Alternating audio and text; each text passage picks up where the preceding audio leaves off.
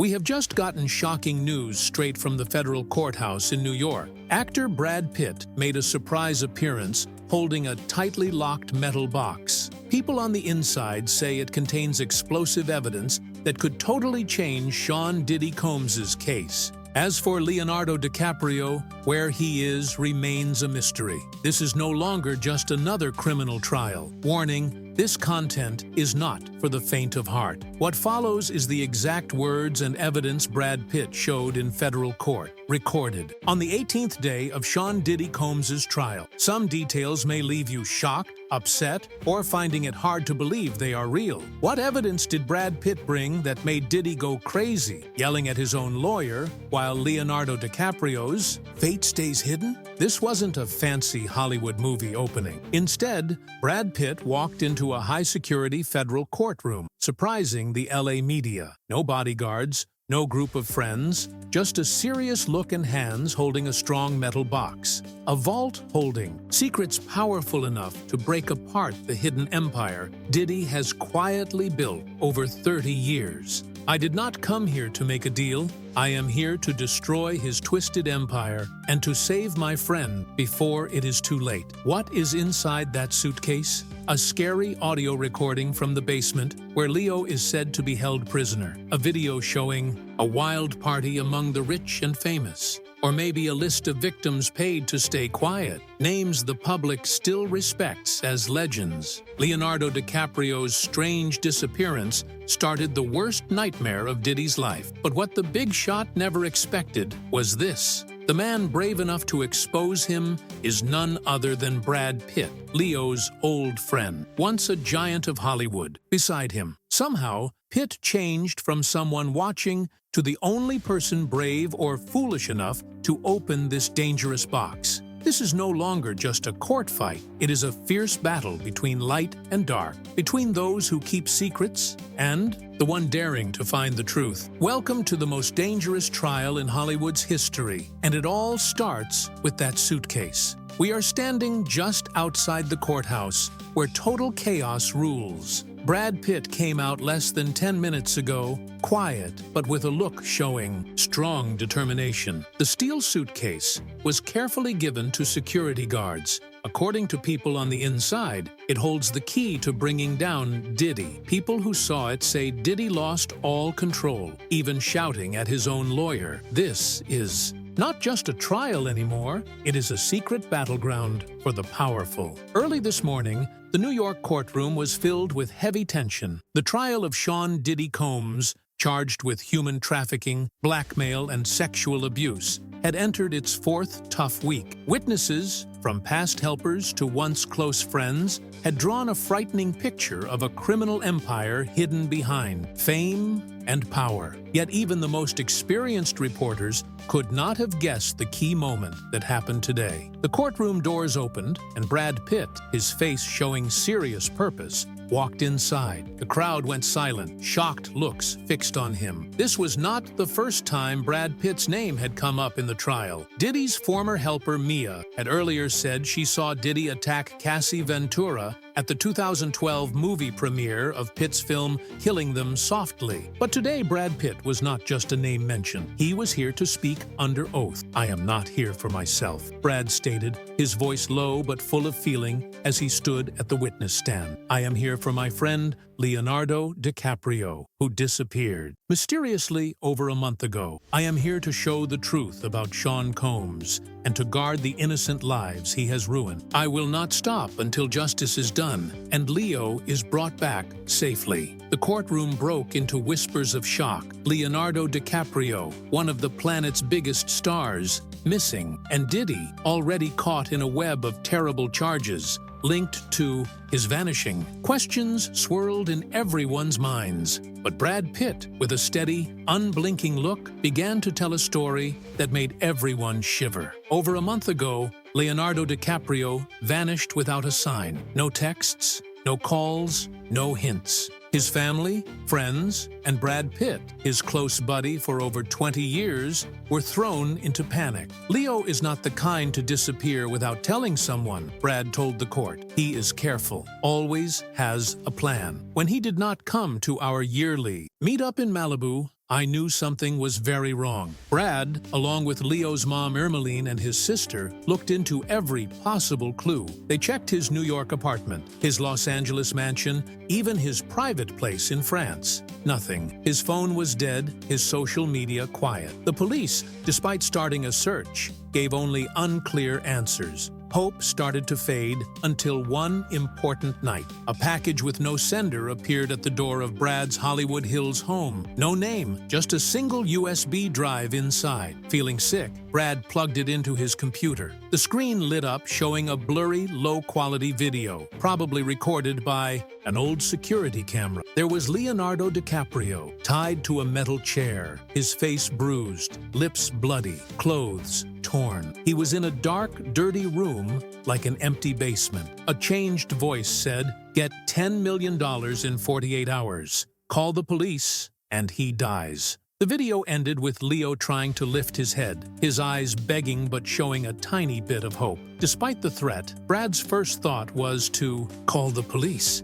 But at that moment his phone rang, a number he did not know. Against his usual way of ignoring unknown calls, a strong feeling told him to answer. On the other end was Leo's voice, weak but urgent. "Brad, I do not have much time. They have no plan to spare me or my family. They are arranging a cleanup. Anyone who knows anything will be silenced. Guard my mom and sister. And listen, I have proof of all Diddy's crimes. It is at my old house, in Topanga Canyon, in a steel box in the basement. Be careful, Brad. Diddy and his friends are tricky. If you are not smart, they will pull you down too." The call stopped suddenly. Without waiting, Brad rushed Leo's mom and sister to his Los Angeles mansion, making it a safe fortress. Then, hidden by night, he drove to Leo's old house in Topanga Canyon, a faraway woodsy place where Leo used to escape Hollywood's glare. In the damp, shadowy basement, Brad found a hidden electrical box.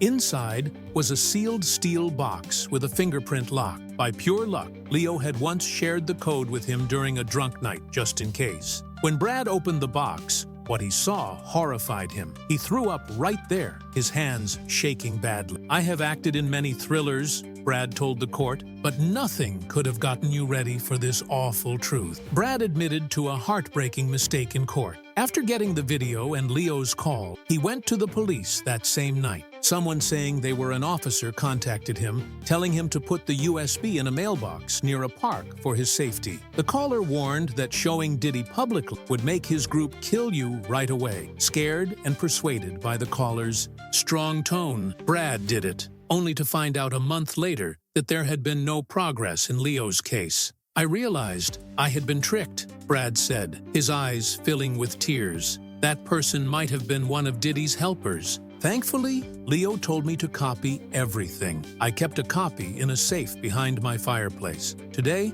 I have brought it here to make sure justice happens." Brad stood before the court, his voice shaking but firm, as the lawyer for the government asked him to describe what was in the steel box. He handed over a backup hard drive. The copy he had carefully kept safe in a hidden safe behind his fireplace at his home, to the lawyers charging Diddy. As the files were shown on the courtroom's big screen, a deadly quiet took the room. The proof, carefully gathered by Leonardo DiCaprio while he was near Diddy, showed a crime network much worse than anyone's worst fears. File 1, Purge Order Audio and Hidden Camera Video. A 12-minute audio secretly recorded by Leonardo DiCaprio during a secret meeting at Diddy's private home in the Cayman Islands in 2020 played first. In it, Diddy's voice, cold and careful, talked about a cleanup with 3 powerful people: a big media company boss, a top politician, and an international gang leader. "If you want this empire to stand," Diddy said, "no one who talks gets to live. I have already taken care of 3 others, including that actor you know who I mean." He hinted at a well-known Hollywood star whose strange plane crash death in 2018 had long been whispered to involve Diddy. With the audio was video from a hidden camera Leo had placed in the meeting room. The video showed Diddy holding a handwritten list, reading out loud the names of 12 people, including Leonardo DiCaprio, marked as a main target. One freezing moment stopped the courtroom, Diddy ordering a helper to silence anyone who had seen things they should not. His evil smile as he talked about teaching Hollywood a lesson made the jury shiver. File 2, Sacrifice Ceremony Video and Leonardo DiCaprio's Diary. Next came an 8-minute video filmed on Leo's phone during a secret party in a Paris wine cellar in 2021. It started with Diddy standing before a masked crowd, leading a weird ritual called the Sacrifice Ceremony. A young woman tied to a stone table was circled by red candles. Diddy, dressed in black, read from his own writing, saying the girl was a gift for the empire's lasting life. Along with the video was Leo's private diary, found in the steel box. Its pages told of his guilt and fear at seeing the sacrifice ceremony and similar events over years. A handwritten note from 2020 said, "I tried to pull away from Diddy, but he knows too much. He has video of me at one of his parties. He said, if I speak up, he will come for my mom and sister. I gathered this proof to make things right, but I do not know if I will live long enough to show it." File 3, Project Babylon Files, Secret Papers on a Worldwide Trafficking Network. A 200-page locked report stored on Leo's special hard drive showed Project Babylon, a global human trafficking scheme run by Diddy since 2005. The papers listed slave contracts, fake deals signed with young women from Eastern Europe,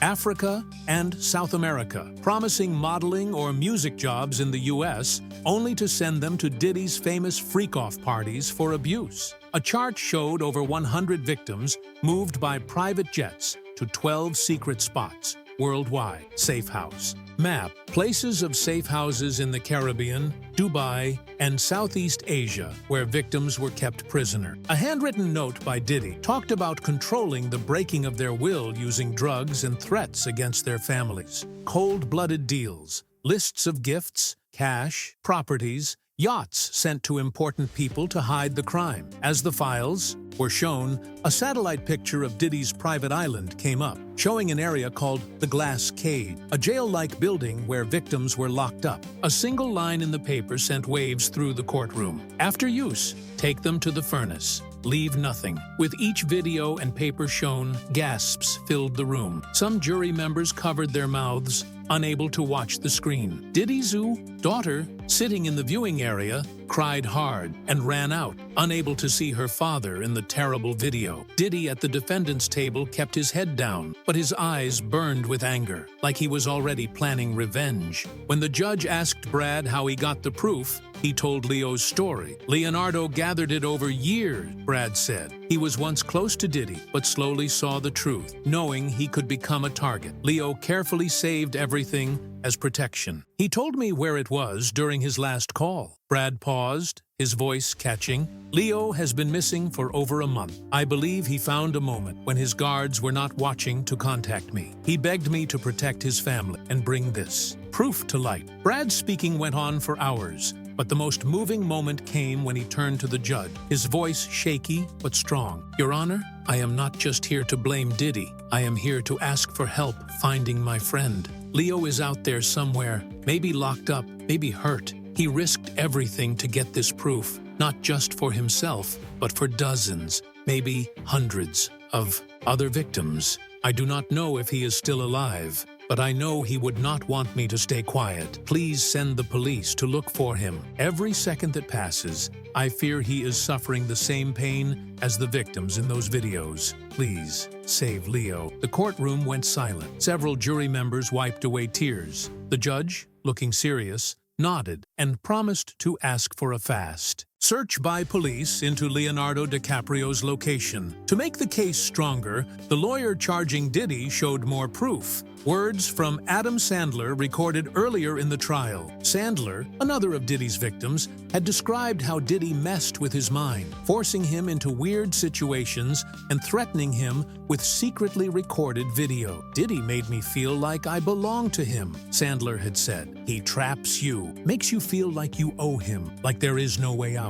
Sandler's story backed up Diddy's way of using power, money, and threats to control friends and co-workers, making the idea of him planning Leo's capture seem very possible. Sandler also gave security video found from Diddy's online storage, showing Diddy telling a group to handle an uncooperative person. This video, mixed with Brad's proof, drew a clear picture of a smart crime network where Diddy not only used people, but also ran a system of blackmail and removal. Diddy's legal team, led by Mark Agnat, an expert in defense plans, started a sharp fight back. They argued that the proof Brad Pitt showed, videos, papers, and a recorded talk between Diddy and his mother was unreliable and maybe fake. With a tone hinting at mockery, Agnat declared, "Mr. Pitt is an actor, a Hollywood star, with a talent for changing role. Who is to say this is not an act designed to ruin my client?" They questioned Pitt's reason, criticizing his choice to bring such big proof to court instead of telling the police right away. Why would someone like Brad Pitt, with a famous name and a shining career,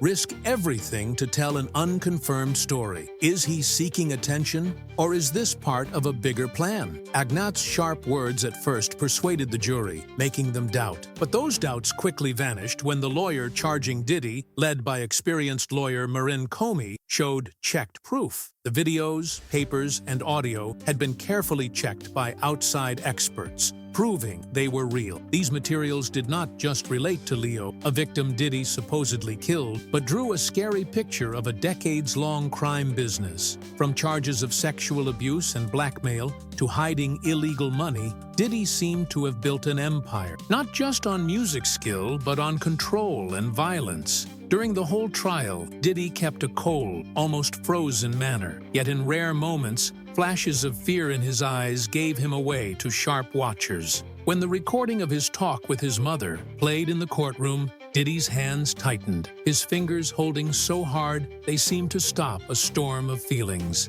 Some people saw him whisper something to his lawyer, though the words could not be heard. These small signs, though careful, were like breaks in the perfect image Diddy had built over the years. Brad Pitt's words are not just one piece of this case. They are a wake-up call, a loud alarm for those still fooled by Hollywood's shiny surface. As an unexpected speaker, Pitt has put himself in a risky spot. As one of the world's biggest stars, he does not need more fame or notice. His choice to show the truth, despite risks to his name and safety, is a rare, brave act. It strongly reminds us that even those at the very top of power and fame can choose to stand for justice, no matter the high price. This story is not only about Diddy or Brad Pitt. It asks deep questions about how power works in show business. Where is the line between influence and harm? When someone like Diddy can use wealth, fame, and contacts to control a whole system, from stars and managers